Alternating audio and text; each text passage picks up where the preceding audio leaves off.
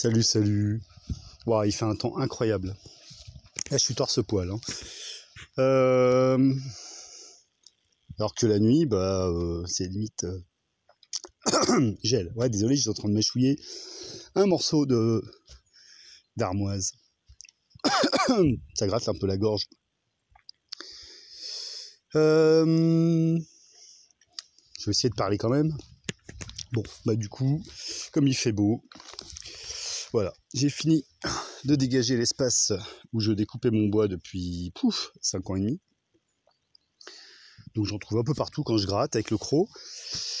Comme là par exemple, il y a des trous. Là il y avait un bout de souche que j'avais mis pour fendre les bûches. Il était bien tout pourri. Enfin, le bout de souche, oui. Donc voilà, là une ébauche de butte. Et puis après réflexion, je me suis dit, tiens, paf, je vais quand même mettre un bout de bâche.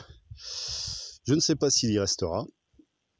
L'idée, c'est que l'herbe en dessous finisse par cuire, par le froid, par le chaud, par le temps, tout ça. Bon, on verra plus tard. Pour l'instant, voilà, la bâche elle est posée, ça occupe l'espace.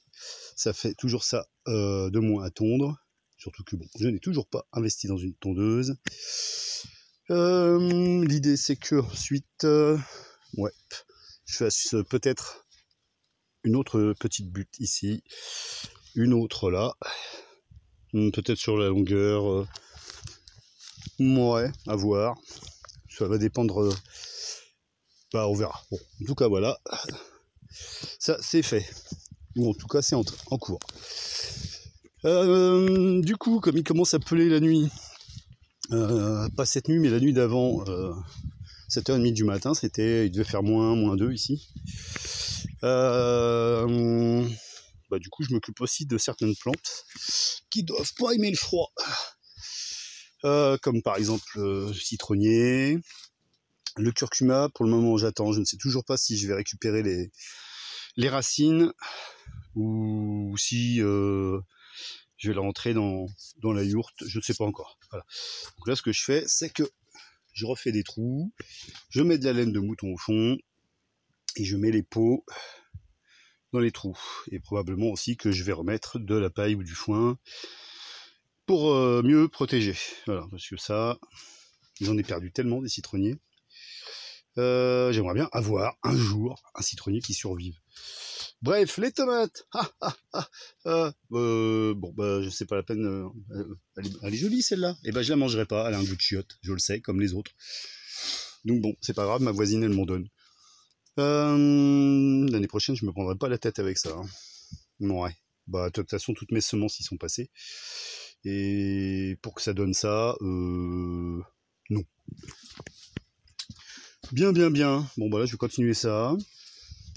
Il faut aussi que je pense à rentrer la tronçonneuse. Parce que elle va pas aimer les nuits de gel. Bon, voilà. Ça commence à me faire un joli tas de bois là-bas. Entre les rames que j'ai démontées. Les piquets qui servaient à tendre une corde pour tenir les rames. Bon. Ça devient... je prends de l'espace, quoi. Je commence à occuper le terrain, là. Hop. Bon, ce matin, comme d'hab, je me suis levé pour ouvrir le poulailler, mais pour que les poules y rentrent. Ouais, c'est spécial. Hein. Bon, forcément, elles sont venues gratter, donc forcément, je suis repassé derrière avec un râteau. Ouais, je te vois, toi.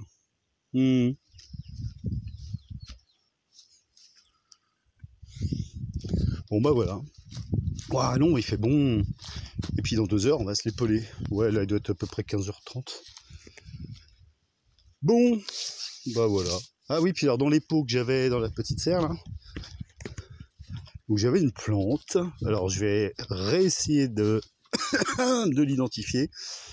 Mais normalement, ça serait une variété de cerisier.